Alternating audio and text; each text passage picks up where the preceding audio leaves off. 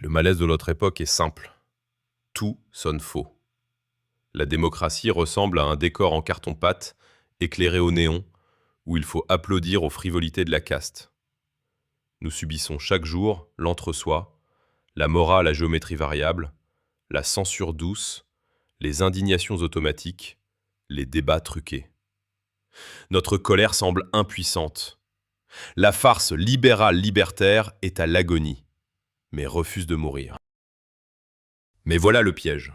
Pour nous, souverainistes, populistes, identitaires, jacobins, amoureux de la France et de la vie. À force de détester le stato-libéralisme maastrichtien, ce mélange de lâcheté morale, d'impuissance politique et de pulsion marchande, nous devenons une cible parfaite.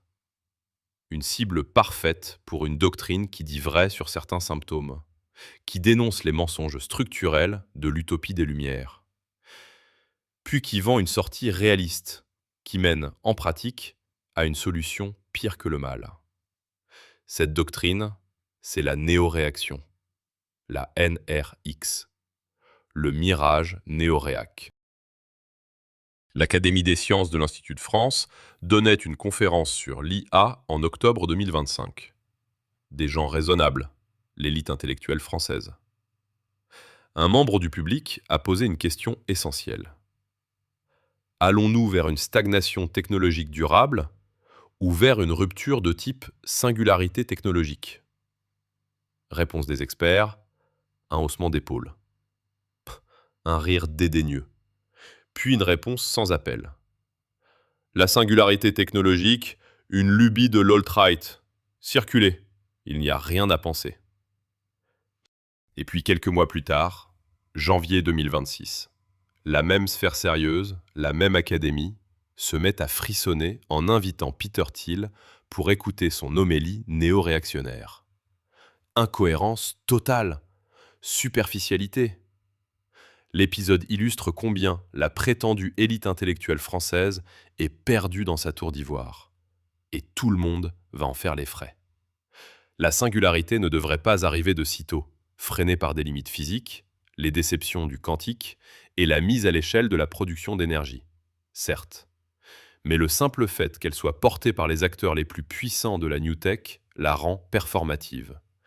Elle produit déjà des investissements, des institutions, des doctrines, des angoisses sociales.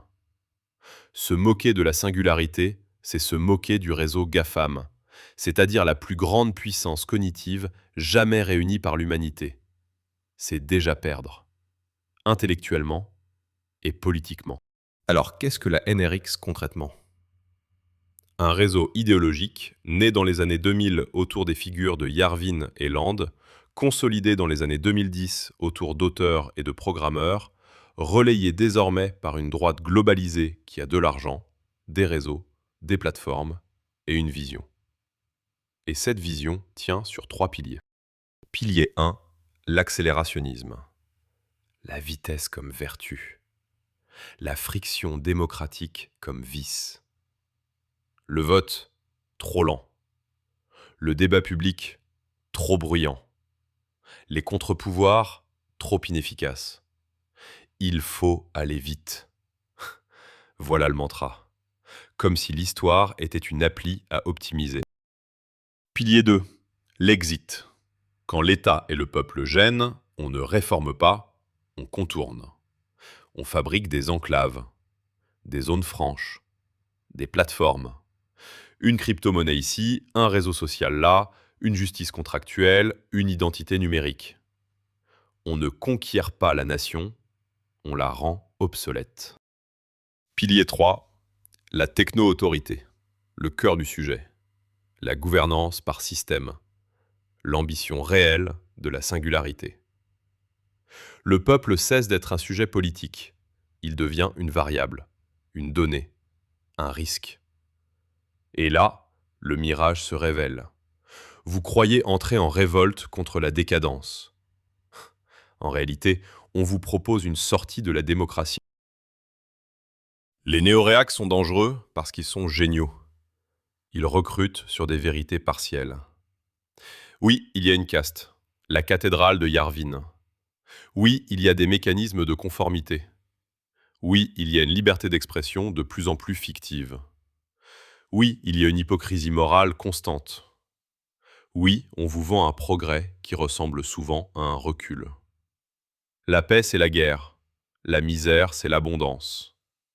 Nous avons raison de ne plus y croire.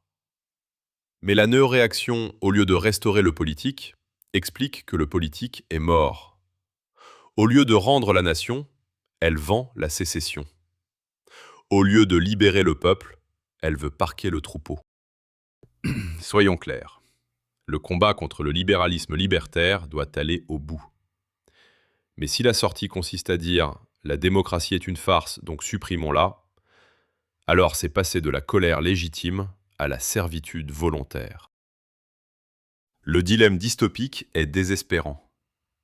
D'un côté, un bloc transhumaniste décomplexé façon le meilleur des mondes, la bande à Harari, Alexandre, Zuckerberg, programme la sécession des riches, la segmentation des existences, le divertissement permanent, la rente sociale, le tititaiennement.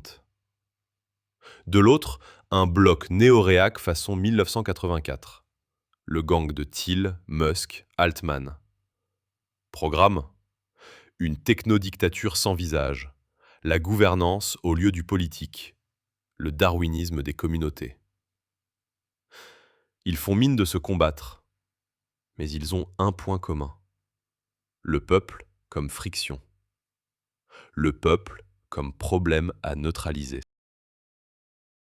Et pendant ce temps, l'Europe meurt en riant. Elle n'a qu'un réflexe, régulation. Des plateformes, des données, des contenus, des algorithmes, régulation. Toujours après coup, toujours en retard, sans jamais rien inventer. Mais elle s'équipe quand même en Palantir et BlackRock, sans réfléchir. Pendant que d'autres construisent le monde réel. Des systèmes sociaux parallèles. Paiement, renseignement, police, mobilité, surveillance. Des dépendances matérielles. Compute, cloud, semi-conducteurs, chaînes industrielles. C'est l'heure de tous les dangers pour les jeunes souverainistes, populistes, conservateurs, ceux qui ont l'instinct national, ceux qui ont compris que la nation reste le seul périmètre démocratique éprouvé. Ne vous laissez pas voler votre colère. Le système actuel ment, oui. Il panique, oui. Il moralise pour couvrir son vide, oui. Mais votre colère n'est pas un carburant gratuit pour une doctrine qui vous promet la force et vous prépare l'obéissance. Refusez le faux choix, libéral libertaire ou techno-autoritaire. C'est un piège dont nous sortirons par le sérieux. Sérieux stratégiquement. Comprendre que la tech n'est pas un décor, c'est une infrastructure de pouvoir via les nouveaux espaces fluides. Sérieux politiquement. Bâtir une souveraineté technopolitique compatible avec la démocratie populaire. Entre la comédie libérale libertaire mourante et l'algorithme roi promis par la Silicon Valley, il existe une troisième voie. Redevenir adulte et décider. La souveraineté numérique n'est plus une option. C'est la corde de survie. Restons les défenseurs de ce que la néoréaction veut enterrer parce qu'elle la déteste. Le peuple. Le peuple souverain.